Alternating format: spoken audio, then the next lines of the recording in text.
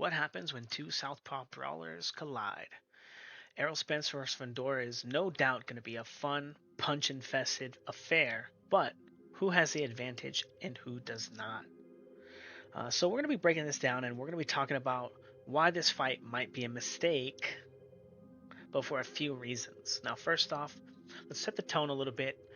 Um, on average, if we take a look at Fandora's jab, he doesn't actually fight off of his jab very well.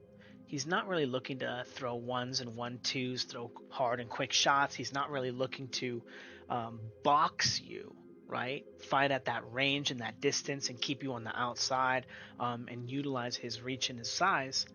He's looking to kind of get to you, smother you. Again, no follow up after that jab. And look, getting disrupted here by a little left hook. Not a big deal, but just enough to allow him to escape. Right? Very, very, very important idea. It didn't take a lot. Okay. Now, getting on the line, I want to point out real quick this is one of the few rear hand probes that I saw him throw the whole fight. So I wanted to kind of include it here. Not like as a big highlight, but just as a thing. Just a thing. It's just there. But walking him down, feinting him here. Very easy to get control of Fandora because he doesn't really control space very well. And when he does, it's always with the jab. Now, again, if he was throwing very fast 1-2s, pop, pop, right? Maybe he could get this guy, but he's not throwing 1-2s. He's not using the jab to set anything up, except for that tiny bit of a pendulum step that he's going to do to get into range off of the jab. Boom, right? Just getting his foot close enough, and now he's like, okay, now I can be in range, but Lubin here is disrupting him. Now, again, as the sequence goes on, I want you guys to pay attention to that rear hand that Lubin throws. Let's just take a look real quick. His back leg comes up, he's shifting forward. Now, here's the thing. I think Lubin's a pretty good striker, and I don't think that that's a problem that he always has. I actually think that Lubin has improved quite a bit. And I rate him at that division. I think he's pretty good. In fact, I actually thought he was going to win this fight. I was picking him to beat Fandora. And he's still coming up off the ground. And this is really important because this is because of the massive advantage that Fandora has in height. He's so big, and it's going to just make people have to reach and have to shift and have to break rules to fight him correctly, to fight him in the same way that they would fight a normal guy. And this is really important because this is a problem Errol Spence already has. And we're going to talk about that in a little bit too. But Fandora, he doesn't really look to use his jab to do anything except for set up his inside fighting here. And he's not even that good at it, as we saw at the end of that clip right there. He was kind of going to get pieced up too. So let's take a look at a couple of things that he does here that make him such a good quote-unquote inside fighter. So he throws this hook here, and now he kind of scoops his head, and it's really important. He's not going to let go. It's on the other side of the referee. He's making sure that Lubin can't take a step off the line. This is the reason that he's doing this, is because he's so tall, he can't get his arm around the guy's waist and hold him and hit him. Now, it winds up being a little bit more clean, a little bit more clean than holding around the waist because that's an automatic break from the ref. This one sometimes looks like it's on accident, but we clearly know it's not. So he's going to control him, just whack him here, keep his head here, not allow him to go away. I want you guys to pay attention to the head position of Lubin, okay? And again, look at these shots real quick, right under the guard, smashing him, okay? Lots and lots of punches, very quick hands. Look how he's still kind of leading, having to control him with his head.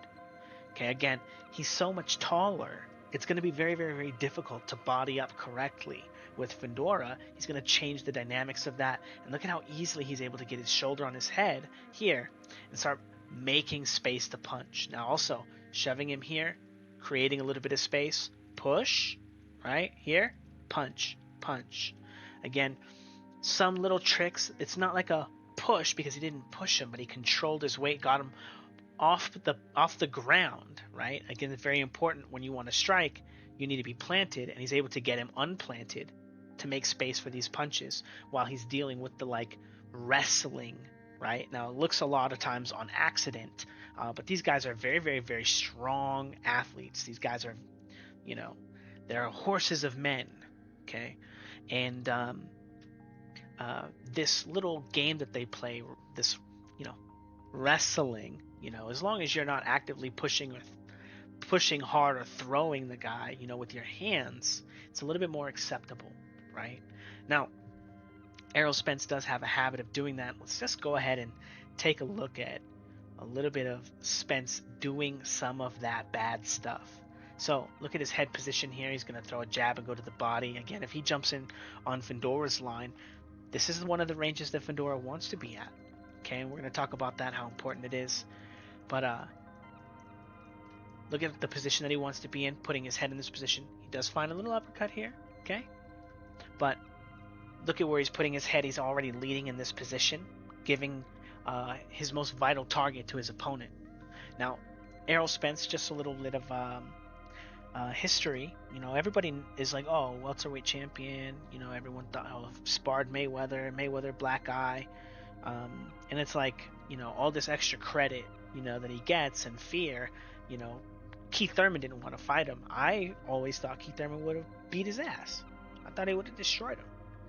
And Errol Spence is a guy that has always enjoyed a massive size advantage in the ring. No, not always. He has fought other guys who were like 5'10". You guys remember that one guy? The really, really, really skinny guy he knocked out to the body in the first round? Right? That guy was not very fit. So Errol Spence is a bigger guy, and he's used to being able to push people around. And this is really important because Fundora is way bigger than him. Doesn't mean that he's going to have a strength advantage, but it also just means that because of the fact that Errol Spence has enjoyed it, we don't know if he's going to be training or learning how to fight on the inside properly, because just like Fundora was doing to Lubin, shoving him a little bit with his head, making space with his punches, it's going to be less effective against someone who's actually bigger than you. And Spence actually had some very similar problems. Again, look at him trying to shove him with his head, and Crawford just shoving him back, like, oh, and it's like, for Crawford, look at the look on his face, on Spence's face. He's like, oh, at this moment, he knew he fucked up, right? He's more strong than he is. Now, very, very, very important. He just got punched in the face. Okay, where does Fundora want to be because he doesn't fight off of his jab? Well, everything that happens is to body up. And Errol Spence's first thing here is to body up. Most people in this position, right? And again, we want to think about the old guard, right? If we're thinking about 90s, 2000 boxing, right? Worst era in boxing ever.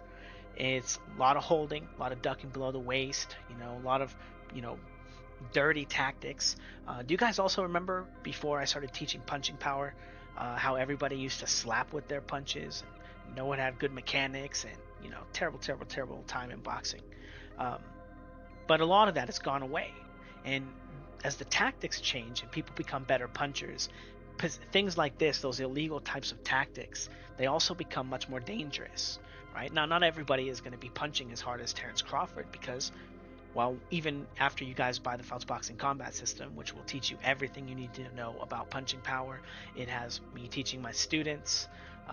Actually, let me show you. I think I got a little video here of, yeah, my guy in blue here. But one of his amateur matches. So if you guys want to check out the Fouts Boxing Combat System, it'll teach you everything you need to know. This is his 10th amateur fight. But it'll teach you everything you need to know about punching power. It'll teach you everything you need to know about how to get on the line, how to get off, and a lot of cool stuff. It'll very comprehensive. He just got a stoppage here. It's his 10th fight. His other guy is like much more experienced than him. But not everybody's going to work as hard as Crawford, even if they have all the answers. Like I can teach you in the Fouts Boxing Combat System. Again, check it out. But it's still not going to be very, very helpful to move into positions like this to get away from punches when people are better punchers and they can throw punches in more angles. Now, even though I don't think that Fundora is like a great puncher, he's not a great puncher, but he fights on the inside. His hands are fast enough. They're hard enough to see. And like Mike Tyson says, it's not the hardest punches that knock you out. It's the ones you don't see coming. And Fundora is full of those, especially in a position like this, where Spence is going to constantly be moving into these positions. Boom, getting smacked. Now, he's rolling with this shot. He saw it coming, but it doesn't change the fact that he got hit by that one, and now here's an uppercut here that he didn't really see. Okay. Now again, this is where Errol Spence is basically always. Okay, take another look at it coming forward. And now again, we want to take a look at jab, pendulum, two. This is how Errol Spence almost always gets on the line. And there was a time in the 90s and 2000s boxing where this little trick to cover distance, because nobody has any head movement. So if you don't have any head movement, it's really hard to pendulum step. So jumping into a pendulum step like this is super hard, super difficult, super athletic. Only the most athletic guys can do it without any head movement, and to do it fast enough that you can actually compete with a guy, right? And that time is over. People have good timing and rhythm, and as we see here, he tries to do it again, and Crawford smashes him with a right hook. Now, this is really important. We're going to talk about this in a second. We want to go back a little bit to that inside fighting video of Fundora, but it's really important because again, even when he's punching, he's doing that thing where he's leaning his head into that position, the same one that he's fighting for to get in to be safe against his opponents. Okay, and we'll just go ahead and show that clip. Sir, we do not have that clip.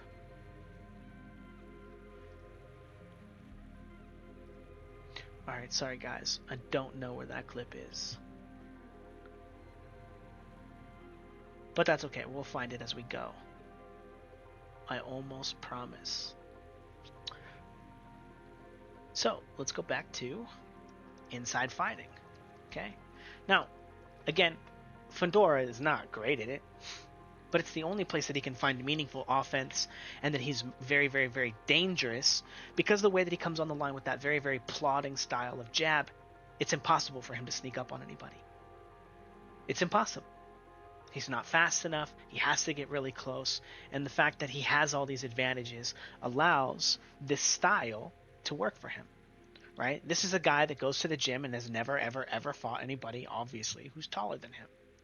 Also, I don't know, but does he actually fight people who weigh more than him? Or does he do that thing that young fighters do, where they pretend they're the youngest guy in the gym? Oh, I'm just a baby. I fight at 135. I only fight 135ers, and then they're like 27 years old, still like only fighting, because I'm a kid. I'm a kid, just because they're small, right? They never wind up becoming a man. Shakur Stevenson. um, God, listening to that guy talk after watching his performance against De Los Santos, what a joke. We're going to talk a little bit about some of that kind of stuff, but not exactly that. But anyway, not that good on the inside. Boom, smashing him. Boom, smashing him. Very hard punches to see coming. Recreates that connection with his head so he can start shoving him. Shoves him. Shoving. Now, once he starts exiting the line, boom, look at how far away Lubin is. And he's still getting hit by a shot here. And he's really far away. Look how far away he is. I guess I could have done that the whole time. But he's extremely far away from Lubin here, or from Fundora, and getting hit.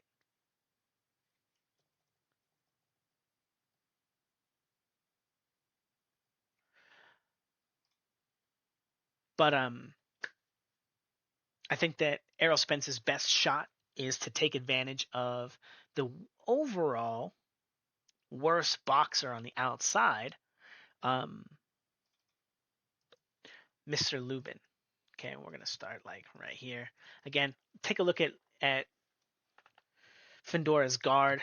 Again, if at any time he takes a step on the front foot as he's taking a step here, there's a big hole over his right shoulder where if you just time it right and you explode into your best, most powerful left hand, you're going to, on average, have a really good result because he almost always comes there in this position. It's very predictable.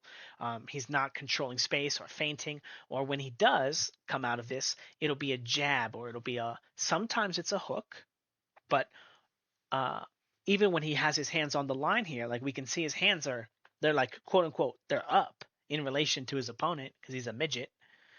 In relation to him, he's way taller than me still. But he's open for a left hand here. And then as he gets on the line again, as he gets on the line again, he's going to take the stepping jab, Again, if the guy were just timing it correctly and exploding into this left hand over the top, really good result for him. Okay. Now, Lubin is actually going to do that. Boom, breaks on the line. Look at how he kind of sneaks it in, right? Now, all Lubin has to do is escape the line here. Right? You guys ever remember Floyd Mayweather versus Diego Corrales? And after he'd catch him with a shot like this, well, he'd do a few things, right? He would throw this shot and then he would dart. So Lubin could dart to the right, or Mayweather would usually also just put both of his hands on his opponent and then shove him a little bit. Yeah, just a little bit of controlling, just a little bit of, and it's not like this most crazy violent thing. It's illegal, right? But when you're fighting a guy who's coming to knock you out, and I don't think that Lubin's coming to knock Errol Spence out. He is, but he's not going to get it done with one punch, like Diego Corrales might. Right? Diego Corrales might win a round with one punch. He's probably not going to knock Floyd Mayweather out with one punch immediately, right? But he changed the fight for sure. He could, for sure. Um,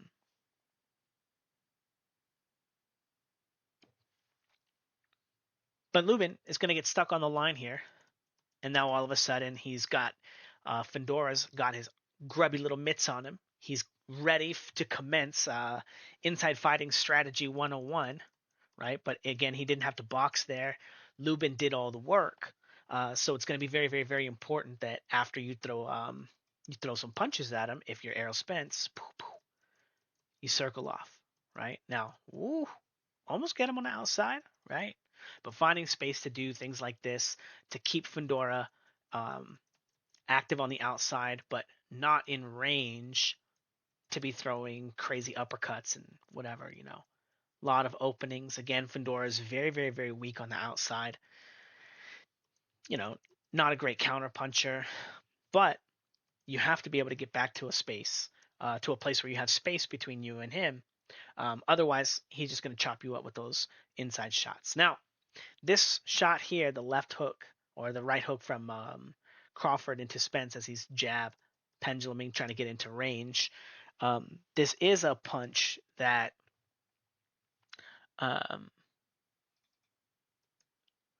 that our boy Fedora does have a little bit of. A little bit of. Let's see if we can find the right clip. This is not it. Nah, just random Fedora stuff. Again, his overall strategy is just to get close enough, not really fighting off his jab, just penduluming, and now he's in range. Even if you counterpunch him, if you took any time off, if you didn't circle correctly, if you didn't, now you're stuck on the line with him and he's just chunking shots. And this was, just to point out some, this is Lubin. I know that he's at the on the ropes, but he's throwing the shot. He's getting hit with an uppercut at the same range that he's landing. His arm is fully extended. Okay? I guess this is kind of an uppercut too. But he's getting hit by real uppercuts with basically, his longest, straightest ish punches, right? And Lubin, I think, is bigger than Errol Spence. So the size discrepancy is going to be nuts. But what were we looking for? Left hooks or something? Well, let's just see what we got here. Now, Errol Spence doesn't have the best right hook. Again, getting to the inside. It's his whole plan. It's the only thing he's trying to do, and he's very, very dangerous. And take a look at Lubin trying to put his head in the chest of Fedora. Look at how it gets controlled immediately by that very clever thing. He gets directed right into this shot. Oh, trying to escape. But very, very difficult task ahead of Errol Spence. Here we go. So he's going to throw a punch. Throws another punch. Boom. Hook. Now, I don't think that they're the greatest shots from Fedora, right? But the fact that he does throw these shots on the outside when he's not coming forward, because he'll just throw a ton of punches and then take some time off. This is when Errol Spence has to put pressure, but we've seen what Errol Spence's pressure does. He winds up penduluming onto people's lines and running into hooks. Again, not fighting off of his jab very well. Penduluming forward. You're gonna follow him around. A little bit of Mayweather hook right there. Ooh. Now again, gets just close enough, eats a body shot right here. Again, he has to find a way to occupy the very, very, very poor Fundora. Again, a fighter who looks like he came out of the 90s, right? Early 2000s. Diego Corrales. Hard puncher, but like pretty basic boxer, um, but just occupy his guard long enough with something while you're circling, while you're moving around. And so many of those moves are very, very, very effective against Fundora. Spence's overall strategy should just be to make these attacks and then get back to his circling. Completely just box and move. And but the thing is that's kind of what he tried to do against Crawford, right? And Crawford was able to find space to knock him out. Again, very, very, very easy to occupy his guard. Very easy to hit Fundora. He's not really a counterpuncher, but he just got hit. And what did he do? He moves in tight. And he's not trying to punch on the outside. Again, Fundora's got a little hook here. 1, 2 comes. He missed. Didn't even fall off balance that much. 1, hook. Just enough to disrupt his ability to follow up. And again, it's not a great hook. So maybe if Spence throws a hook, throws a hook. If Spence isn't deterred and fights through it, and he fights as tough and hard as he was, here's that clip I was looking for. And he fights as tough and hard as he was, gets hit hard, then tries to body up. Is it clean? Is he fighting on the inside very well? Bad inside fighting, right? Again, look at the position of his head. It's all on the front foot. He's kind of leaning and looking to push and shove with his head. And it's a little bit of that like, oh, am I the star? Am I the like Am I the guy? Tries to body up, moves off the line. Easy shot for Crawford. Again, controls him a little bit with that forearm. And there's space there where Fundora may have landed an extra shot, right? Because he got the control with the right arm. 1-1, feint, chasing. Now, this is the part where this is fiction, right? Fundora is not this guy where he's leaping forward with hooks. He might have a couple hooks he can leap forward with, but he's generally not the guy um, chaining a lot of jabs together and stuff. And I think that Spence will be decent enough at controlling Fundora early that he won't get all that much confidence. Now, leaning in again, trying to do that Mayweather thing where you bridge the gap and you body up. Um, they call it in MMA the George St. Pierre, right? But he didn't make it, got hit to the body. It's very risky. If your response to somebody's jab is to try to get under their jab, right? As we take a look, feint, and he's coming under on that timing, thinking it's a jab. Now it's not a jab. You're going to eat a shot, and it's really dangerous to make this um, your primary thing. In fact, Gennady Golovkin has a very good one against Danny Jacobs, where he feints a jab, and Danny Jacobs tries to get under Golovkin's jab and tries to body up, and he just pendulums off the line and hits him with the uppercut too. He does it a few times, and then he realizes it's not a safe move, and he stops doing it and actually boxes with Golovkin, and it's a sick fight. you know. But it shouldn't be that difficult to punish fake moves. Now again, hits him with the 1-1-2. What's Errol Spence trying to do? Body up, gets his head controlled. Fundora's punching him here. Now what's he going to do? He's going to jab, and is he going to pendulum forward because he has to jab, pendulum, and he does this for offense. He does this for defense. Gets caught with the hook, and goes down. So I think, and he does have a very difficult task ahead of him, Mr. Spence. I do think that he's a better boxer than Fundora. And against Porter, he showed some decent boxing, some decent on the lines, 1-2s. But he's going to have to be able to get on the line and off the line safely with him. Um, and if he can, and he can do that for 12 rounds, because he is absolutely not going to be Floyd Mayweather knocking Fundora out, right? Like he did to Corrales. Um, because he's going to have to do it for 12 rounds. He can win the fight. but he's going to have to do it for 12 rounds. He's going to have to be big and strong, or he's going to have enough control of Fundora with the lead hand and be able to fight and slow the pace down enough that he's not really having to just jump on the line and throw big power shots at those exposed angles of Fundora's guard. Now, we're going to take a small break from the film study, and I want to talk about my boy here. I don't know if you guys know who this is. Let's take a look. You guys know who Ben Tacky is? No? Yeah? Ben Tacky, look at that. 31 and 13. Look at that. What do you call these things? Palindrome? Palindrome record? 31 and 13. I mean, who cares? Right? But like, if we look at all these losses, okay, 1 KO. 1 KO loss and 13 losses. Man, that means that this guy took a beating. Okay? Unanimous decision. TKO, retired. Last one. The only time he got knocked out. Quit. He's done. Right? Unanimous decision. Unanimous. Split here. Tough guy. Right? Henry Bracellus. That's a tough guy too, I guess. Majority decision loss. Kendall Holt. Kendall Holt, very tough guy. Very hard puncher. Very fun to watch. This is like, you know, um, I don't want to make bad comparisons to, Jaron Ennis, right? But like the taller guy for the division, I think he fought at 140, right? Yeah, 140, 142 here. But, you know, was he a great boxer? Nah, not really. He was like an okay puncher sometimes, and, he's okay. But like he was the epitome of like, oh, I work really hard, I train really hard, I diet really well, road warrior kind of guy as well, right? But oh, like unanimous decision, unanimous decision. He just gets beat up, but not stopped. There was a time where people thought this guy was the next guy too, Freddie Hernandez. Who beat him? Was it Danny Garcia? Oh man, everybody beat him, right? Look at this.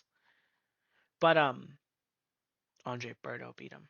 Okay, no, yeah, who beat him? This guy. Anyway, who cares about this guy? Just kidding. Freddie Hernandez. I remember you. I watched you fight before. But look at these guys. Look at this. Look at these guys. 3 losses in a row. Sean Bray Mitchell, good fighter, not hard puncher. He's okay puncher. Let me take a look at his record. I don't think he's got like a lot. 30, yeah, 50%.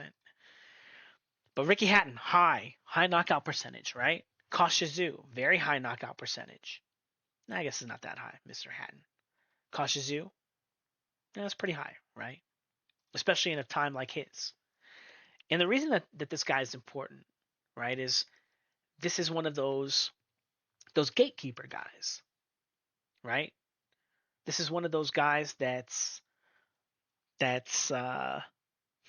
he works really hard in his division. Like let's take a look at 139, 139, 144, 144, right? Okay, I guess he moved up to welterweight, right? 154 and then Koiza. Okay, yeah. Can't do anything at welterweight, can't do anything at 140. But he works really hard in one division and, he's the guy that everyone has to see before they get to the title, right? And these fighters play a really important role, right? These journeymen, as they call them, right? I don't like that. I guess journeyman is the most colloquially correct. I really liked the term someone used. I forgot about journeyman, uh, but common fighter, right? I really like the idea of common fighter. Now, like a common fighter is a fighter who lacks like basic fundamental skills. Maybe somebody that doesn't have a lot of head movement, doesn't have an active guard, someone that just walks into punches, someone that usually gets by on their physical advantages. Sometimes maybe they're really good at cutting weight. Maybe they're weight bully kind of people. But these kinds of people generally are journeyman. They're not the champion. Sometimes they wind up becoming the champion. Do you guys remember when Floyd Mayweather moved up in a very weak era, in a very weak division, and he moved up and he fought a journeyman that had a title in Jose Luis Castillo? And that journeyman was such a tough fight for Mayweather moving up that he had to fight him twice to make everyone believe that he won and to make everyone happy about it. But how many journeymen did Mayweather fight after that when as he moved up? How many really tough fighters in each division? Did he fight Koshizu? Not that he couldn't have, not that he couldn't have beaten him, right? He did fight Shane Mosley, who had become a journeyman in the welterweight division by the time he got to him. He did fight Miguel Cotto, who was maybe a journeyman by the time. No, I guess not. No. But but it's really important to think about these ideas when you analyze why fights like Fundora versus Spence are a mistake. Errol Spence is that guy. Errol Spence is a journeyman. Errol Spence is a guy that was bigger. He fought in one, coming out of the worst era in boxing, trying to clean up all the old fighters, before everybody gets good. He's a guy that's like, oh, I just go to the gym, I throw a lot of punches, I work really hard, I don't have to learn anything technical. An example of a guy who learns it on accident. And here's the thing: if he's a welterweight and he's fighting guys who are welterweights, and he's not fighting guys who are 5'9" and 5'10" that can take advantage of his physical problems, he'll learn. If he fought guys who were 5'11" or 6 foot on average or in sparring, but you know, you learn to, oh, I have this hole. Every time I spar this guy, I get hit here. Okay, well, learn how to deal with it. Learn how to catch that punch or block that punch or slip that punch or counter that punch.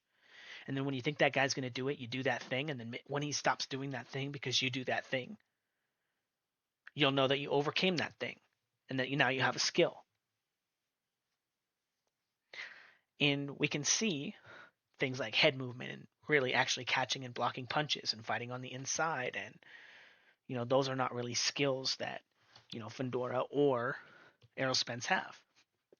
So why is Errol Spence getting a title shot when he didn't fight any of the journeymen in this division? And it's a really interesting idea because not only was Errol Spence, I want to say barely, barely champion uh, in his division, right? And what do I mean by that? Let's see. Let's see.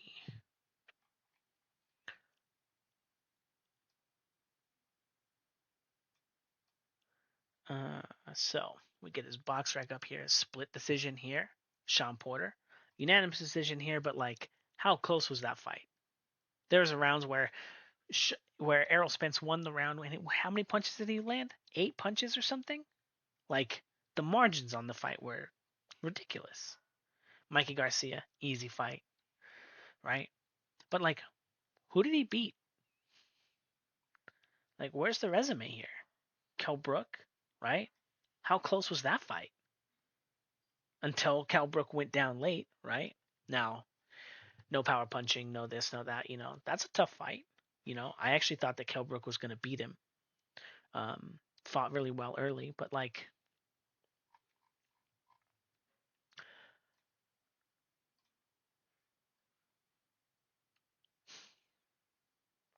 Errol Spence just had the beating of his life. And then he's going to move up in weight. And, he was, mostly champion at welterweight. He had a couple belts. Yeah, I know. Didn't fight Keith Thurman. Didn't fight Pacquiao. I know he was supposed to, but apparently fighting Southpaws in training camp broke his eye. Right? So he got beat up so bad learning how to fight Southpaws that he had to pull out of the fight. Right? That was his eye problem. And there was another guy in his camp. I can't remember the name of the sparring partner, but he beat him up a lot.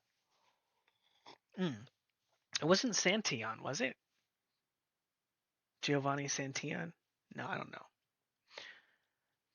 But it's really important that these guys have these kinds of fights when they move up, that they have um, those journeyman fights. You know, those fights where uh, the guy's worked super hard to be in the position. The guy deserves his spot. Fights where you don't have a guy.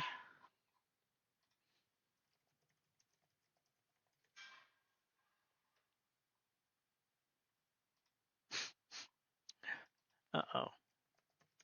I guess that's not his name.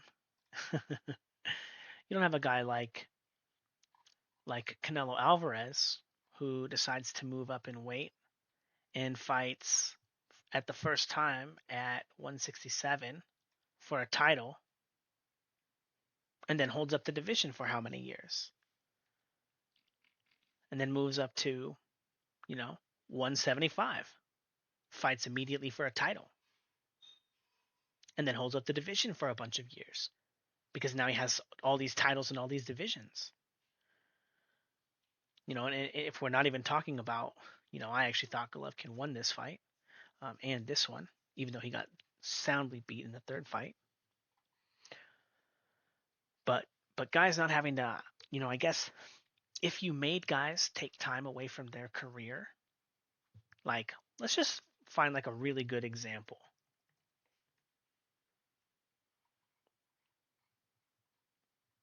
Terrence Crawford, really good example. Okay, when he moved up in weight, I guess actually that's a terrible example. He got to immediately fight for the WBO World Welterweight title, but he's no longer the champion here, right? He's not allowed to hold on to them. And the idea was actually supposed to be that if you have to work in that division and take time away from defending your titles in your other divisions to develop a rating, um, then you can't hold on to your titles, right? And then just pretend because you know if we're being honest, this was not a championship fight. This was this was a celebrity fight. This was one champion from one division fighting another champion from another division. And just because he says, okay, well, I can beat that champion, so I get to be champion of this division. No, you didn't. You're not the champion of the division. You didn't beat anyone who had any rankings except for the champion. You got to cherry pick. You got to have a celebrity fight, right? Terrence Crawford moving up and fighting Israel Madrimov for the super welterweight titles. This is a celebrity fight. Why is he fighting him? He doesn't have a ranking here.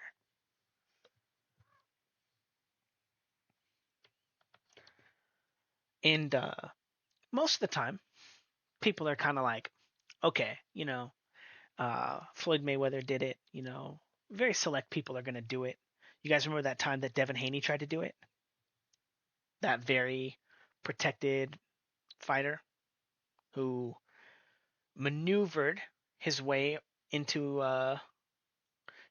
some fights with George Kambosos to become undisputed champion.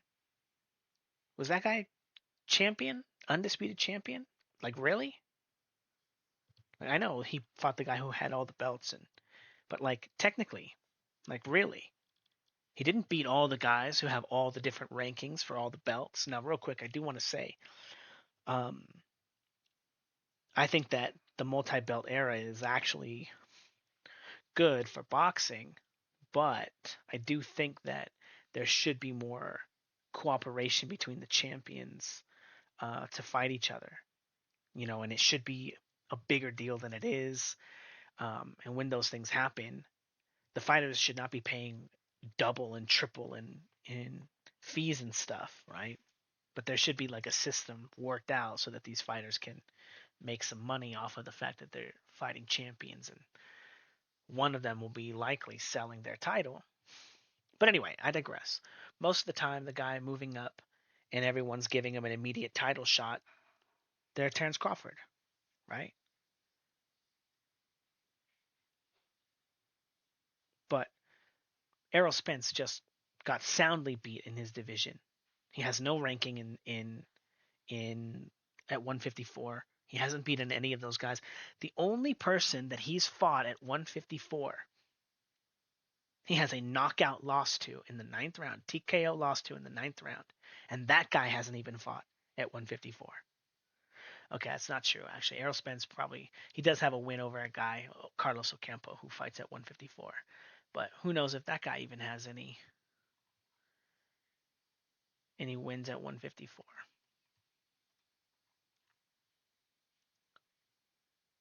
Okay, 1-1. He got beat a guy with 8 fights here. Good job, buddy.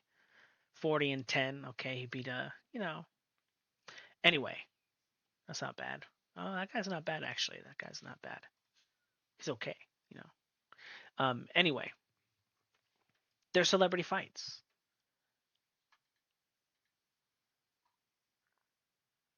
All these fights where he's not fighting in a division that's the division with the belts that he wants to defend. Those should be celebrity fights, non-title, right? Why not? Why not just have that?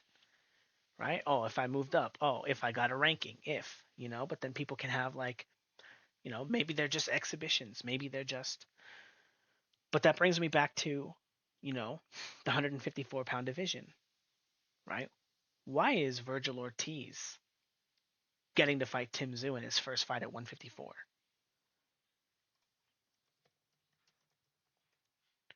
Was Virgil Ortiz ever even a champion at 147? No title. No title.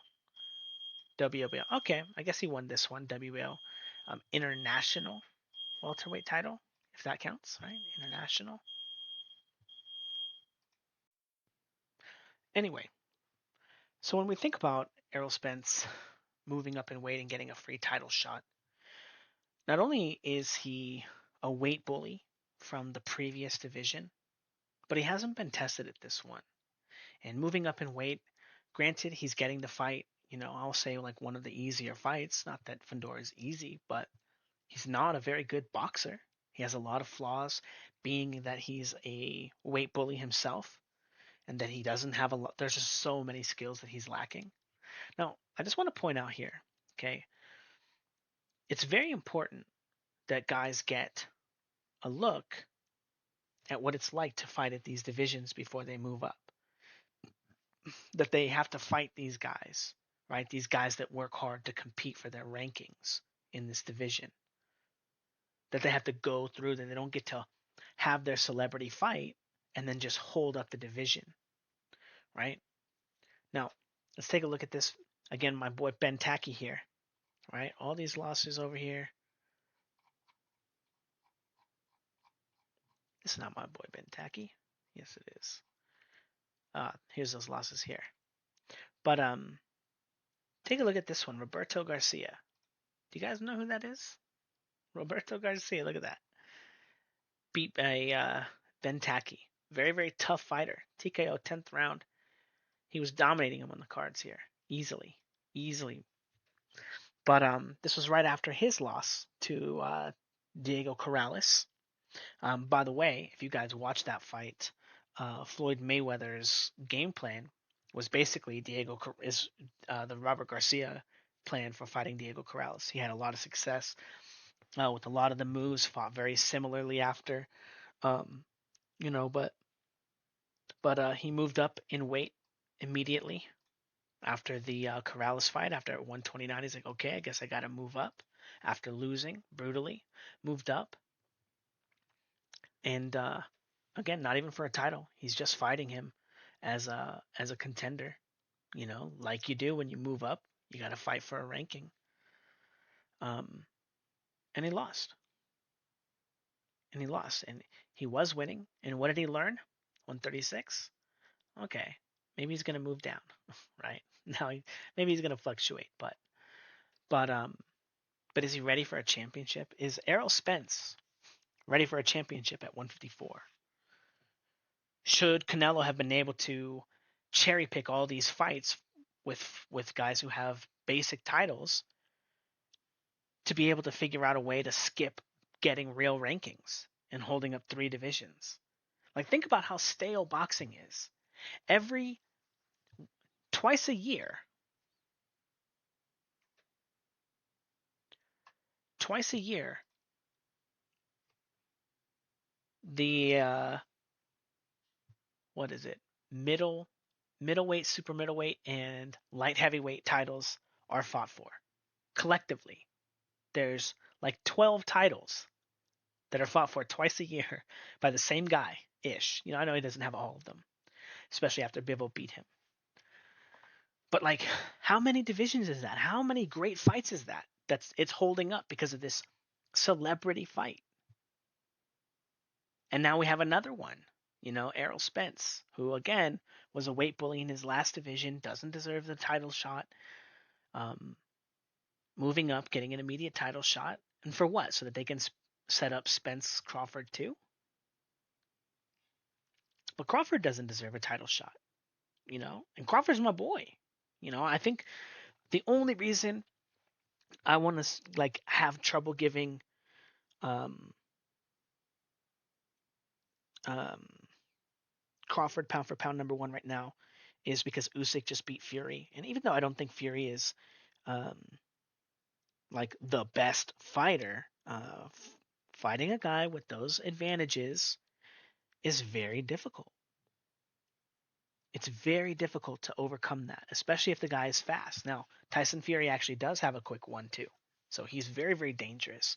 Tyson Fury, even though his active guard, he doesn't use it super well because he does want to stay in position to kind of launch his fast and snappiest shots, and that's how they work for him. He only has so many ways that he knows how to do it.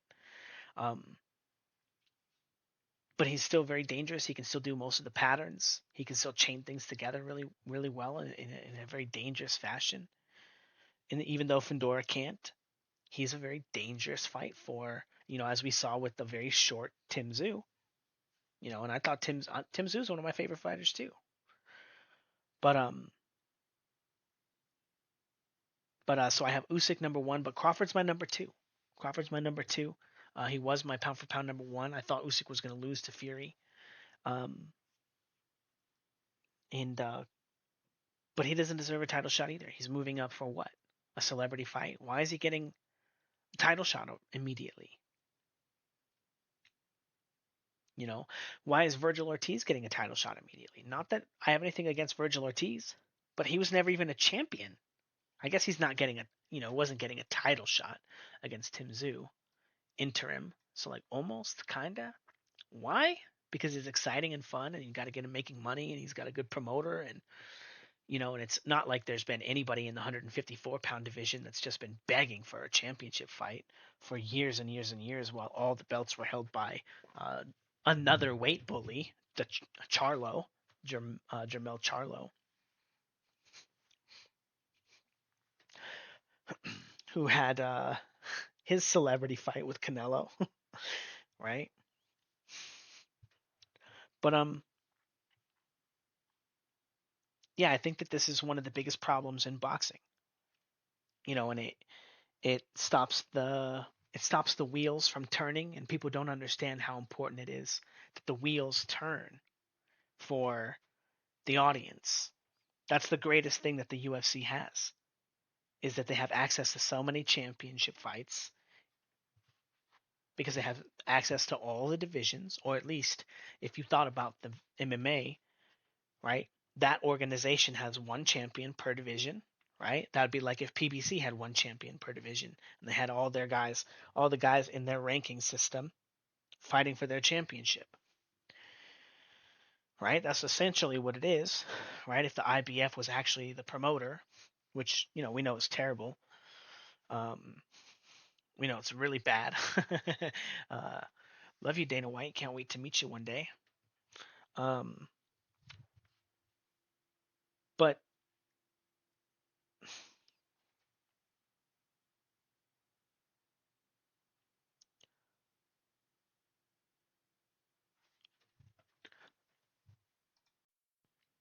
all right, I'm back. Sorry about that, guys. Um, I forgot where I was in my rant. Something about what was the fucking last thing I said? I don't remember. Anyway, they shouldn't be getting free title shots. No celebrity matches. Um, Check out the Fouts Boxing Combat System. Um, yeah, Errol Spence is not tested at this weight, and watching him have a situation like this, where you go from fighting world champion, right, world champion, world championship fight to nothing, right? Granted, this is for a world championship, shouldn't be, but to be honest, I don't know why Tim Zoo's not getting an immediate rematch. He had no reason to fight Fundora in the first place. And there's controversy. So there's like controversy on controversy. Stupid Keith Thurman. God, man, why won't you? You're such a scrub, Keith Thurman. You could have been such a great fighter, and then you wanted to fight like every 5 years. Anyway, yeah, I don't know. I think this is a bad fight for Errol Spence. I think it's a bad fight for boxing. Um, look at Ryan Garcia, or rather Devin Haney. He's not tested. He's a guy who has one skill. Man, being good at throwing your jab really fast and having good timing, right? Like that's like your best punch, and you're like super fast with it, and you're gonna hide it pretty well most of the time because you're always coiled and you look like you're like just chilling, and then and you got him. Sick, man. It's awesome. But all the other skills that he didn't learn because he was so good at doing that one at a professional level, um, contributed him to losing to Ryan Garcia, who we know is missing a lot of skills because the only move that he can do is his really fast left hook at a professional level. His right hand was okay too. His right hand was okay too. Apparently that was the side of his jaw that was broken, right? But Devin Haney's also a guy that's not used to getting hit hard. I don't think he bites down on his mouthpiece. Victor Ortiz got hit with his mouth open and lost the fight because of that too. So anyway, um, the journeyman, the common fighters, you know, um, Floyd Mayweather, right? Who was his journeyman that taught him, oh, I belong here, right? That one hard fight from that old veteran. We all know who it is, the Drunken Master, right? That's the guy he says is his toughest fight. You guys remember how awesome Floyd Mayweather versus Zab Judah was? I learned so much about boxing that day. That was like the epiphany for me of like what an active guard is and should be. I remember I remember how excited I was. I was just like watching Zab Judah because Zab Judah was my like, you know, at the time, Floyd Mayweather's like king, so everyone wants to be like Floyd Mayweather. I'm in the gym trying to be dumbass Floyd Mayweather, and like all that stuff. And then, you're watching Zab Judah and he's like hitting him with the 52 blocks, summoning Megazord, right? Doing all this stuff and then whop, smacks Mayweather in the face and the announcers go, "Do you think there's anything to that? What he's doing there?" And then Jim Lampley goes, I think it's Jim Lampley or maybe this was Larry Merchant. He goes, "No, this is all show. This is all this. This is all that." And I just couldn't believe it. I'm like, the dude just hit the other dude in the face. He punched him in the face. Okay? If I'm punching the guy in the face because I summoned Megazord and he couldn't see my punch coming, I'm going to try to knock him out with that. Maybe I'm going to be able to do it. So there's definitely something to it. And it was just such a brilliant and interesting moment. But was that Zab Judah's first fight or his hardest fight? No. He says Mickey Ward. Mickey Ward was the fight that taught Zab Judah, oh, I belong here. I'm tough. It was his walk through fire, right? How many walk through fires did Errol Spence have? Crawford. you know? I mean, fighting Porter is tough. I actually thought Porter beat him, by the way. Um, I think even with the knockdown, I think he beat him. 7 rounds to 5 with the 1 point. So like a real close fight, 1 point. But I gave it to Porter. But yeah, these journeymen, these guys, sometimes they get titles, right? Jose Luis Castillo had a title. Sometimes a champion is going to move up in weight, and then instead of fighting the best champion, the guy with the most skills, because there's 4 belts, he's going to try to pick on that guy, right? Jose Luis Castillo had a title. Um,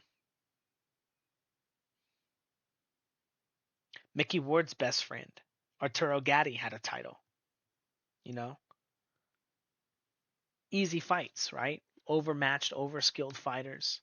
Not to make this like a Mayweather bashing thing, from the weakest era, the weakest level of skills, fighting the weakest champions.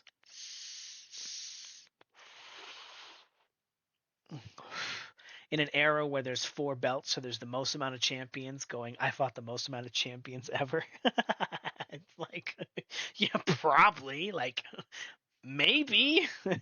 Duran fought a lot of fights, man. Julio Cesar Chavez? Are you sure? Well, he always fought in the same division, so.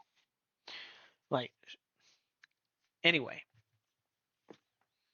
Um, these journeymen, when you follow the rules, when you're not allowed to duck below the waist, you're not allowed to hold.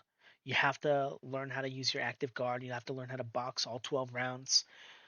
Having a guy in a division that's really tough, that's trains really hard, that's difficult to fight, even if he doesn't have all the skills, he's just a regular journeyman, right? But he works really hard in the division. Having guys not get their celebrity fights and have to compete with these guys, have to build a ranking, right? Just like people are saying Alex Pereira is the greatest MMA fighter of all time, and it's like, no, he's not. No, not even close. No way. There's no way. You know, like, skill for skill, you know, even though Demetrius Johnson has this thing that he does, he talks about quote unquote the void, right? On my channel, I call it controlling space, right? You got to control space. So he's a fan of my channel, and he's trying to claim credit for his own little thing over there, but you ripped it off my channel, bro. Don't quit playing, Mighty Mouse. Um, Rip off artist. You're not a real film study artist. But But pound for pound, Mighty Mouse has way more skills than Alex Bahia. If Mighty Mouse was not a a light heavyweight, or whatever weight class that Alex Bahia fights in, right? If not that, if he was the same size as Alex Bahia, he would destroy him, right? And that's what pound for pound means. And this guy, right? I'm a big fan of Alex Bahia. Okay, if you guys want to learn punching power like Alex Bahia, check out the Fouts Boxing Combat System. Blah blah blah blah blah. But I'm a fan. I'm a striking coach. I like what he does. It's beautiful. But he got the speed run through the UFC, and I remember there was a time when people were saying that Tyrone Woodley was one of the best welterweights ever. Do you guys remember that? The guy that Jake Paul knocked out? Tyrone Woodley. I love you, brother. You have absolutely the funniest quote I've ever heard from any fighter ever. Who the fuck is that guy? That's brilliant too. But all right, so next time I'm in the cage, you want to tap out, hit the pause button, I'll come out, you go in, you show me how to do it better. His whole little speech for that was hilarious, and coming right off the back of the time of, like, the emergence of like real film study, right? Like, so there's all kinds of people on the internet, myself included. Yeah, bro, I'll teach you how to do it better, Tyron Woodley. I'll teach you how to do it. But people thought he was one of the greats because he defended the title a bunch of times in an era when people didn't really know what the hell they were doing. It was like a lawless time. And now we can see clearly. Oh, we haven't even seen the greatest guy yet. Demetrius Johnson got some claim for sure. Again, it's not about, like, Errol Spence beat up a bunch of guys he was bigger than. Who cares? He beat a bunch of guys he was bigger than. Right? You go to school and there's the biggest guy in school, and you're like, well, hopefully he's not a bully. Nobody is saying they look at the little kid and go, hope he's not a bully. I'm just kidding. I don't know if that's true. Because people looked at me like, I was well, actually I was like the only white kid in school, so I don't know if they thought I was a. If they talked to me, they knew I was a bully. No, I wasn't a bully. I was just mean. I was not a bully though. But uh,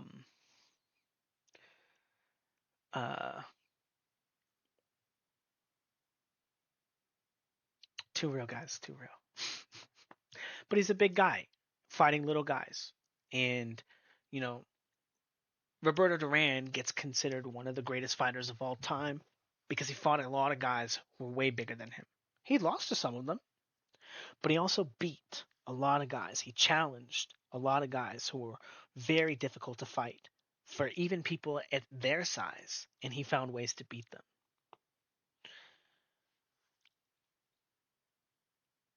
And Alex Pereira speed running the UFC, you know, I think it sets a bad precedent. Now you have also like the other thing going on in everyone's division.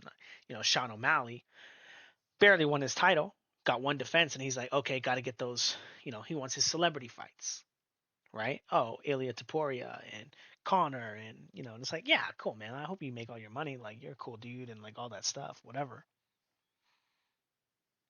But like, you just became champion. You want to become double champion now. Like, you spend how much time did you even spend climbing the ranking? You just become champion, and now you're off to the next thing.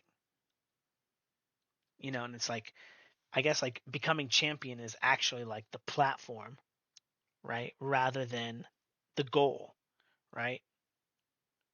You become champion, and then everybody knows who you are, and then all of a sudden there's dumbass videos of you on YouTube everywhere of you like unboxing a watch and going, "Wow, guys, go buy a watch." Yes. And it's like, who fucking cares, dude? What the fuck are you doing? You know? Nice car, dude. How much did they pay you? Okay, like, cool, man. Anyway, all that stuff. But then you like buy this car, and then you use this car to post on your Instagram, and they give you money, and then Instagram gives you money, and everyone wants to see your watch, and now you just bought this watch, and this watch turned into a source of revenue and a source of income, and it also increased your amount of subscribers, and it's this massive snowball into more income, into more platform, into more, and it's just like, don't forget you got to fight, you know. Um, But like, should Sean O'Malley be able to move up and just start fighting the champion and then tie up the division? Or should he have to, in between mandatory defenses, if he's on time, have to fight for a ranking? Should Alex Pereira should have had to fight for a ranking, right? Like, think about how stupid it is that Max Holloway gets Justin Gaethje's ranking because he beat him. He's not ranked in there. Justin Gaethje showed a level of skills to fight. Oh, he fought this guy, and he fought that guy, and he fought this guy, and they all challenged him in different ways, and that's what climbing the ladder is. It's making sure that once you get there, you fought enough guys to make sure that, yeah, on average, the guy who makes it up there has the most amount of skill sets. But a guy like Alex Pereira, who only fights strikers, is only being tested in striking, fought Jamal Hill, who decided to strike with him, got knocked out in one round. Sean Strickland knocked out in one round. You know, Adesanya knocked him out in, was it the second round? You know, but that's how those fights are gonna go. But if a guy had to move up, right? Like, and I like that the UFC has 15 slots, right? And like, granted, like all sanctioning bodies do, but we only usually talk, oh, are they in the top 10? Man, if they're not in the top two, if they're not in the mandatory, most people like unless people come to my channel, I don't know who they are. You know, I'll see some stuff like, actually, like, boxing has been pretty good in the most recent years, right? But anyway, I digress. Top 15. Um, Max Holloway getting Justin Gaethje. He didn't fight the wrestlers of that division. He didn't fight, the jiu-jitsu guys of that division. He didn't fight the other strikers in that division. He moved up in weight, fought for fun, BMF. He fought a celebrity fight, and now he's ranked in the division. I love Max Holloway. I'm a big fan. But he doesn't deserve a ranking in the division because he beat a ranked fighter. Like he doesn't deserve their ranking or like a top 15 ranking. I mean, maybe top 15, but like beating a guy that was ranked there, beating a guy that beat a striker and a wrestler doesn't mean that you get the ranking of a guy that beat a striking and a wrestler. In a, I think that solving it is easier for the UFC because they have control of all of the division, right? They have like the whole belt. They have a whole wing of it, right? But minimum or maybe have a maximum of 5 rankings. You fight a guy within five. You fight a guy in the top 15, and if you fight him, maybe you can get. And he was in the top 15. Maybe they can rank you number 10. And then you have to fight a guy within the top 10, and then even if you fought the guy that was number 2, you could maybe maximum go to number 5. And then if you're number 5, right, or 1 through 4, you can fight for the title, right? Those guys. So there's 1, 2, 3, and 4, and then the guy who's champion those 5 places. Like any of those guys are like up for a title shot, right? Maybe there's 5 places, so maybe that was like top 15. Nah, I guess top 15 because you're in the 15. You go like there's, that's fair. That's your speed run, 3 fights through the division. Like that's harder in boxing because the titles, um, the promotion isn't attached to any rankings, right? They have people that they're friends with in the ranking systems, which is why people just jump up and fight immediately for the title. Devin Haney, even though they haven't fought any of the common fighters, the journeymen, right? But it's this huge problem in in um in combat sports, and to be honest, like not that. Now this is interesting because if you guys go back and let's take a little trip. Anyway, I actually couldn't find the video, but it's of a time when Sugar Ray Leonard was in the ring doing this comedy sketch with these giant gloves on, and it's a celebrity event for the fighters to make money outside of their promotion because the promotion, when they own all your income and stuff, you're their slave, like you know, kind of in the UFC, where these guys are like, like Nick Diaz, these guys don't fight for years and years and years because they're like, fuck the man. Ugh. And then the law is like saying, yeah, but you signed it though, you idiot. And it's like, yeah, we agree with you. It sucks, man. And these guys don't have a way to go use their talent and their art, as if the promotion owns them as artists. Like, oh yeah, did you teach them all that stuff? Like, no, shut the fuck up. You know.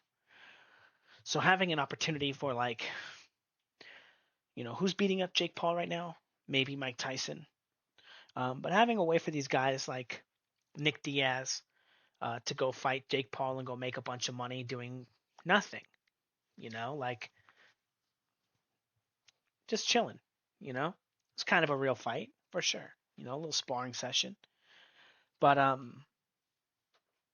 the celebrity thing, the celebrity fight stuff is important. It is important that people have an opportunity to make money off of their likeness and their image and stuff. But for the people that are waiting for their chance to become champion and grow their platform, they shouldn't have to be on hold while these other people are building their platform, right?